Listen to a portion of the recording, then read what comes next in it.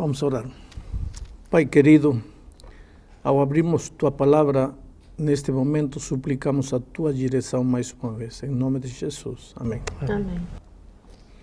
Vamos a falar da Terra Nova. Em realidade, temos que ter muito cuidado, porque podemos cair no terreno da especulação, querer imaginar como vai ser, isso, aquilo. A curiosidade humana é muito grande, mas para começar, leio um texto que é um conselho oportuno de São Paulo, na primeira epístola aos Coríntios, capítulo 2, versículo 9, diz: nem olhos viram, nem ouvidos ouviram, nem jamais penetrou em coração humano o que Deus tem preparado para aqueles que o amam. Quer dizer que aquilo que Deus preparou para a gente, olho nenhum viu, ouvido nenhum ouviu e pensamento nenhum imaginou. Portanto, não adianta querer especular muito. Apenas vamos a ler aquilo que nos foi revelado. Em Apocalipse capítulo 21, encontramos uma pálida, uma humana descrição do que será o céu. João disse: vi novo céu e nova terra, pois o primeiro céu e a primeira terra passaram e o mar já não existe. Vi também a cidade santa, Nova Jerusalém, que descia do céu, da parte de Deus, ataviada como uma noiva adornada para o seu esposo. Então ouvi grande voz vinda do trono, dizendo: eis o tabernáculo de Deus com os homens. Deus habitará com eles. Eles serão povos de Deus e Deus mesmo estará com eles. Ele enxugará dos olhos toda lágrima e a morte já não existirá. Já não haverá luto, nem pranto, nem dor, porque as primeiras coisas passaram. Eu acho que o que mais me impressiona da Terra Nova não são ruas de ouro, casas de pedras preciosas, nada disso. O que a mim mais me impressiona é o fato de que no Jardim do Éden, Adão e Eva, antes do pecado, falavam face a face com Deus.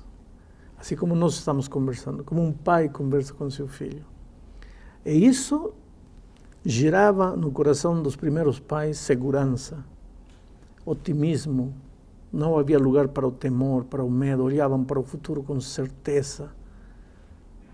E o pai amado, o companheiro, o amigo, estava ao lado deles, visivelmente, corporalmente. Acontece que quando o pecado entrou, fez separação entre Deus e os homens. Ainda Deus falava, o povo ouvia, mas chegou um momento, isso aconteceu no Sinai, quando Deus falou para o povo correu onde Moisés e disse: por favor, fala para Deus, que não fale para a gente, porque nos dá medo. Tudo que Ele quiser falar para a gente, que fale para ti, aí você fala para a gente. Aí o povo já nem queria mais ouvir a voz de Deus, por causa do pecado. Foi então que Deus começou a escolher homens para entregar sua mensagem. Esses homens escreveram, e essa é a Bíblia. Agora Deus se comunica conosco através da Bíblia, e nós comunicamos com Deus através da oração. Porém, não vemos, não podemos tocar, não sentimos espiritualmente sua presença, mas não podemos vê-lo. E eu acho que para mim a maior alegria lá no Reino dos Céus, como digo, não serão ruas de ouro, nem casas bonitas. Para mim a maior alegria será poder abraçar meu Senhor Jesus Cristo e dizer: Senhor, obrigado. Olha, obrigado pelo teu amor, pela tua graça. E aqui diz o texto que acabou a morte, acabou a dor, acabou as lágrimas, a solidão, a injustiça, a traição.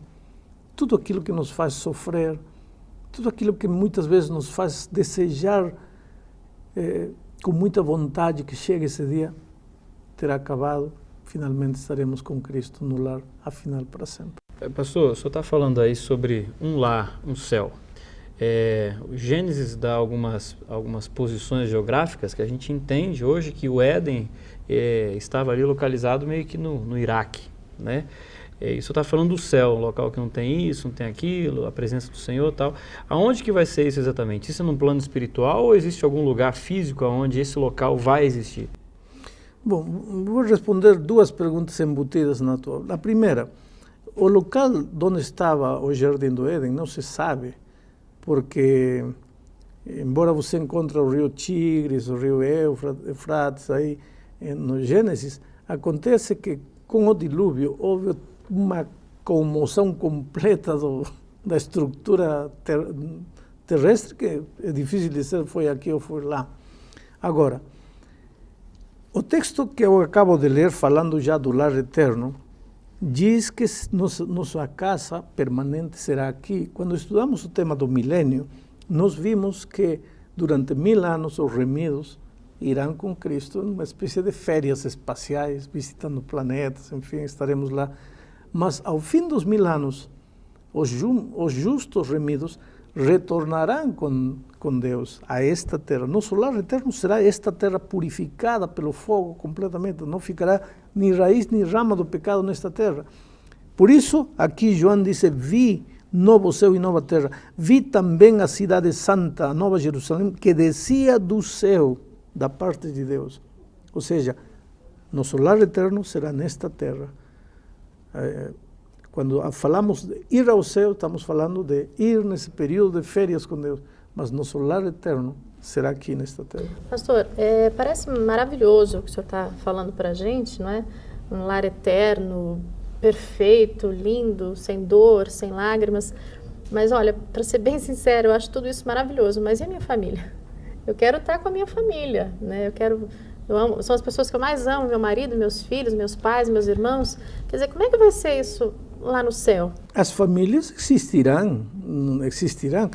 Há um texto interessante aqui que o próprio Jesus diz em São Mateus capítulo 22, versículo 30, diz: porque na ressurreição, e já está falando de corpos transformados na ressurreição, nem casam, nem se dão em casamento, são, porém, como os anjos do céu. Quer dizer, de acordo com este texto, eu entendo que sexo não haverá. Não porque o sexo seja pecaminoso, porque o sexo foi colocado no ser humano antes da entrada do pecado. Mas quando Lúcifer arrastou com ele uma terceira parte dos anjos, um dos planos divinos era repovoar essa terceira parte vazia, repovoar com o ser humano. O ser humano, originalmente, ele se multiplicaria até atingir o número de anjos caídos. Essas vagas aí seriam preenchidas pelos seres humanos. Acontece que o sexo teve sua função. Aparentemente, lá na vida nova, na terra nova, o sexo não terá mais função. A gente imagina, mas como vai ser a vida sem sexo? Vou dormir, vou comer, vou ter sede. Eu prefiro, como digo, não fazer especulações, embora Apocalipse me diz que vamos a comer das folhas da árvore da vida. Há funções. O ser humano continuará sendo um ser humano normal. As famílias terão seu lar, terão casas, terão as crianças, viveremos unidos, enfim. Famílias perfeitas. Mas a minha família, digamos, lógico, a gente já estudou sobre a salvação, mas se todos forem salvos, né, e assim é o meu desejo, se todos forem salvos, estaremos todos reunidos no céu, eu, meu esposo, os filhos, os pais, todos reunidos. Exato. É isso mesmo. Se todos vocês acreditarem em Cristo, estarão salvos e estarão reunidos, viverão como família. Agora, se o esposo não acreditou em Cristo, rejeitou a salvação, rejeitou Jesus, aí você vai dizer, mas como minha vida vai ser feliz lá sem meu marido? Muito simples. Quando Cristo voltar, e quando você olhar lá no milênio os livros da vida, e entender por que seu marido ficou, não restará a mínima dúvida de que você será muito mais feliz assim do que de outra maneira. Eu percebo, pastor, que a Bíblia não traz assim tantos detalhes, né? O que a gente vai fazer, o que não vai, como é que vai ser. A Bíblia coloca a promessa da terra prometida, né? Mas quando a gente olha nesses quadros exemplificando a vida nova, normalmente a gente vê pessoas ou anjinhos em cima de nuvens tocando uma harpinha. E é uma figura interessante para você contemplar durante alguns segundos, mas depois aquilo ali te cansa, aquela paz tão grande acaba te cansando, né? Hoje em dia a gente vive uma vida assim tão louca de corre-corre, e de repente no céu, o que eu vou ficar fazendo no céu? Vou andar para um lado para o outro, vou subir em árvore, descer em árvore. Veja. Não tem como, vai ter computador, celular, ligar para um, ligar para outro. Eu não sei o que vai ter e o que não vai ter. Uma coisa eu sei, a vida não vai ser chata. Olha, se você vai ter aí o próprio Criador das folhas, das árvores, das plantas, imagina se você quiser penetrar no terreno da biologia, aonde você poderia ir durante a eternidade toda, entendendo os mistérios da vida. Se você quiser entrar no terreno da zoologia, imagina com o próprio Criador aonde você poderia ir. Se você quiser fazer uma viagem interplanetária, aí está à sua disposição os anjos para te levarem aonde você quiser.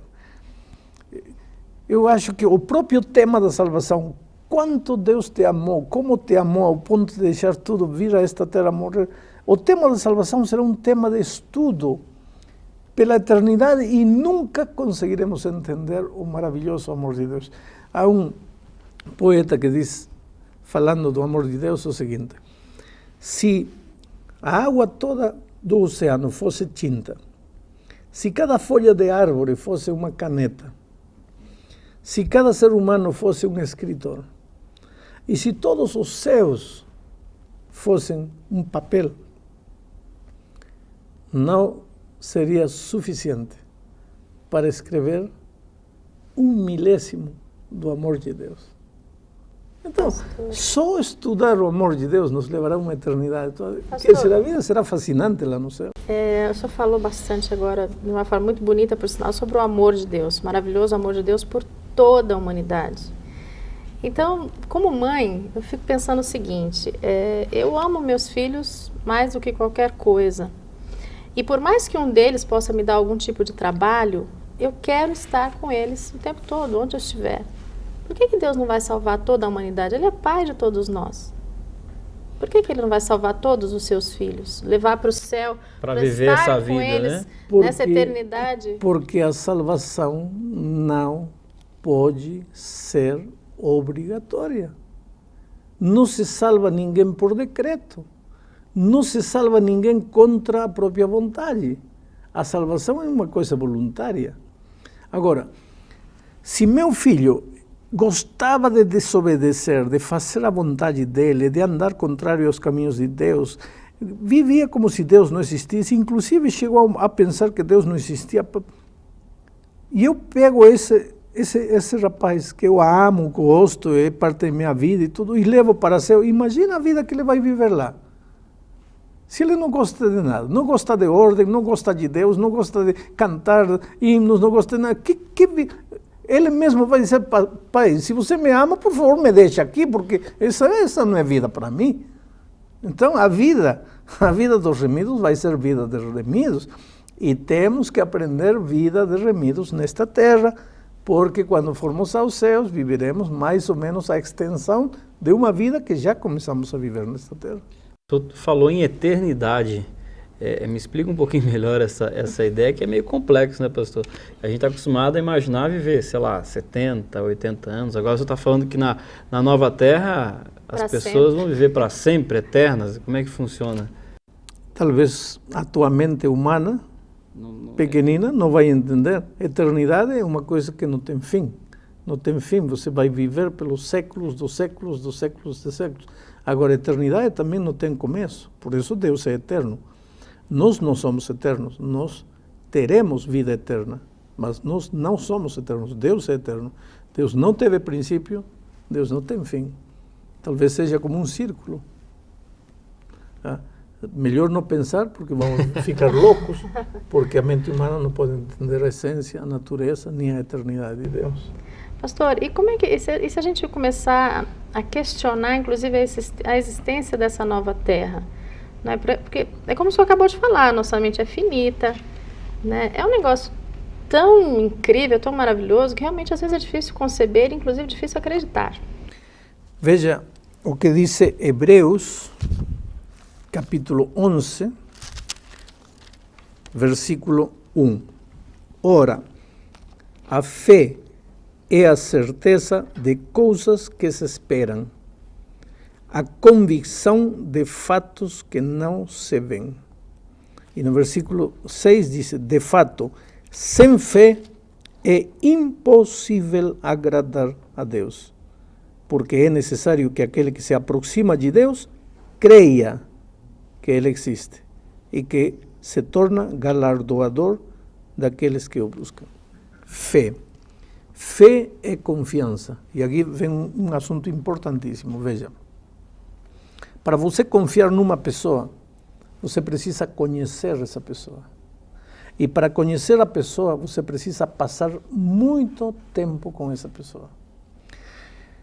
Se você está parada num ponto de ônibus e aparece um desconhecido que você nunca viu com um pacote na mão e diz, por favor, guarde esse pacote para mim, e está suando, correndo, olhando para trás, você vai guardar esse pacote? Espera, você nunca viu esse rapaz, um traficante de drogas, um marginal perseguido pela polícia, agora a prova fica nas suas mãos, você vai para... Não, está louco? Não, eu não vou segurar esse pacote nunca. Mas se eu estou parado aí no ponto de ônibus e aparece meu pai, e ninguém conhece melhor do que meu pai do que eu, se há um homem que nunca me falhou na vida, nem com horário, nem com promessas, nem com nada, e olha que meu pai não era um crente, ele aceitou Jesus nos últimos dias da vida, mas nunca me falhou, meu pai. Aparecesse meu pai aí, correndo, olhando para trás, com um pacote na mão, filho, segura esse pacote para mim, eu segurava. Por que não do desconhecido? Por que sim do meu pai? Porque eu sei quem é meu pai, conheço meu pai, sei que ele nunca me faria mal, sei que ele daria a vida para me evitar dor. A diferença, por quê? Conheço meu pai. Sabe por que as pessoas não têm fé? Porque não conhecem a Deus. E sabes por que não conhecem a Deus? Porque não passam tempo com Deus. O que é passar tempo com Deus? Todo dia, abrir a Bíblia, ler. Nós temos guias, a lição da escola sabatina, por exemplo, para ensinar-nos, facilitar-nos o estudo da palavra de Deus. Orar, passar tempo com Deus, trazer alguém para Cristo. Quando estamos fazendo isso, estamos passando tempo com Deus. E quanto mais tempo passarmos com Deus, mais o conhecemos. E quanto mais o conhecemos, mais confiamos nele. E quando ele me disse, eu tenho uma terra linda para você, uma casa linda, uma mansão bonita, olho não viu, ouvido não viu, você não pode imaginar, mas tenho, eu creio. Está tudo escuro, eu creio, porque é meu pai que está falando. Pastor, mas como é que eu vou ser feliz? Vou dar um exemplo aqui. Uma pessoa que está aqui na Terra tem problemas nas pernas, vamos colocar assim, né? Então uma pessoa que tem problema de visão. Aí vai para o céu. Chega lá, como é que ele vai ter essa felicidade plena com essas suas limitações, os seus problemas? É uma doença? Em 1 Coríntios capítulo 15, encontramos o que vai acontecer quando Cristo voltar. Isto mortal será vestido de imortalidade. Isto corruptível será vestido de incorrupção. Quer dizer, o paralítico vai pular como um cabrito. O cego vai enxergar, vai abrir os olhos para ver Cristo voltando. Aquele que morreu com câncer vai ressuscitar com um corpo 0 quilômetros. Aquele que morreu sem braço vai ressuscitar com braço. Quer dizer, o imperfeito, consequência do pecado, acabou. Seremos uma geração, uma raça perfeita, gente sem orgulho, sem cobiça, porque do pecado não ficará nem raiz, nem rama. Estamos chegando ao fim da lição. E eu gostaria de dizer uma coisa, veja, pode parecer conto de fadas quando vivemos num mundo pragmático, num mundo que só acredita nas coisas que pode tocar, pode ver. Mas te digo uma coisa, teu pai prometeu que a vida de dor e de sofrimento para você não é para sempre nesta terra. Há um lar melhor. Você não consegue acreditar? Então, aprende a passar tempo com Deus. Quanto mais tempo passar com Ele, mais você vai conhecer teu Pai. Quanto mais o conhecer, mais fé, mais confiança nele vai ter. E quanto mais confiar nele, mais real vai ser a promessa dele para você. Que Deus te abençoe.